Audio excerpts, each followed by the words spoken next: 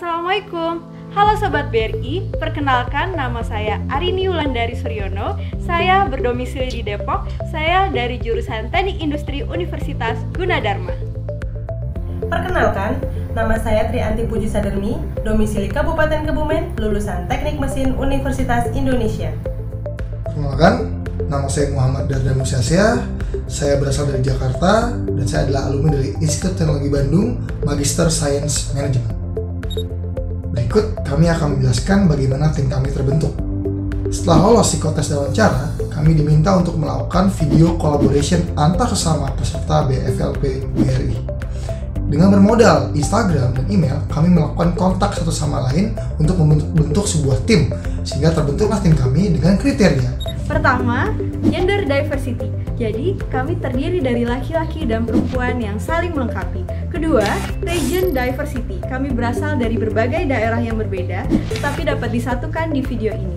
Yang ketiga, major diversity. Kami terdiri dari jurusan dan universitas yang berbeda.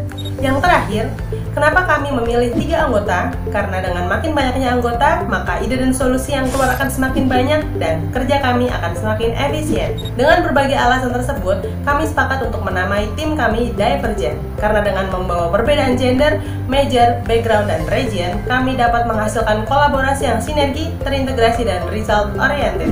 Seperti yang kita ketahui, WHO menyatakan COVID-19 sebagai pandemi global pada tanggal 11 Maret 2020. Pandemi ini memiliki dampak tidak terduga pada aspek manusia dan ekonomi di berbagai negara yang menyebabkan perubahan signifikan pada volatilitas pasar dan suku bunga. Perubahan-perubahan yang berdampak pada aktivitas perbankan antara lain adalah meningkatnya jumlah kredit macet akibat banyaknya nasabah yang terdampak COVID-19, menurunnya jumlah pengajuan kredit usaha, digencarkannya aktivitas digital perbankan, hingga masalah likuiditas perbankan. Di bawah ini adalah beberapa hal yang dapat dilakukan oleh bank dibagi berdasarkan aktivitas perbankan, yaitu funding dan financing. Dari segi funding, dibagi menjadi 3 poin utama, yaitu retail, UMKM, dan korporasi. Dari segi retail, bank harus memperhatikan kepentingan nasabah secara menyeluruh. Bank harus menyediakan lingkungan yang aman dan nyaman bagi nasabah untuk bertransaksi. Lingkungan yang aman adalah lingkungan dengan protokol kesehatan yang ketat dan akan menjadi nyaman apabila protokol kesehatan dapat berjalan dengan sendirinya tanpa harus diawasi oleh satuan pengawas agar tidak menimbulkan ketakutan bagi nasabah. Salah satu caranya adalah dengan memodifikasi tata letak desain menjadi lebih optimal. Melanjutkan pembahasan rekan saya sebelumnya, selanjutnya adalah digitalisasi platform bank terhadap nasabah. Bank harus mampu mengoptimalkan aplikasi digital seperti mobile banking dan pembukaan rekening secara online melalui web-based. Bank dapat mempromosikan produk dan jasa digital tersebut melalui online marketing, menggunakan webinar ataupun media sosial lainnya seperti Instagram, YouTube, dan lain sebagainya. Bank juga dapat maksimalkan aplikasi-aplikasi digital lainnya seperti Digital Loan Based Underwriting, contohnya BRI Spot, dan School Management System yaitu BRI Junio Smart. Untuk funding terkait UMKM, bank dapat melakukan peningkatan UMKM dengan cara kerjasama dengan koperasi-koperasi dan unit-unit usaha desa.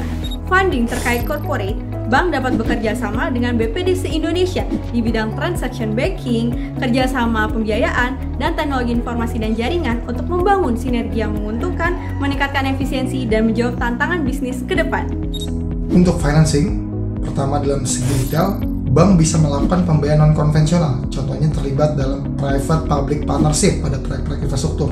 Lalu berikutnya, bank bisa memberikan bunga ringan pada kredit-kredit usahanya. Yang ketiga, bank bisa memberikan promo pada online shopping, baik dalam bentuk kredit card maupun debit card. Dalam sisi UMKM, bank bisa memberikan kredit yang maksimal pada UMKM, pertama dengan memberikan penundaan atau keringanan pembayaran pokok pada kredit usaha rakyat, lalu melakukan investasi dan pembinaan kepada merchant-merchant atau misalnya yang sudah menjadi partner bank.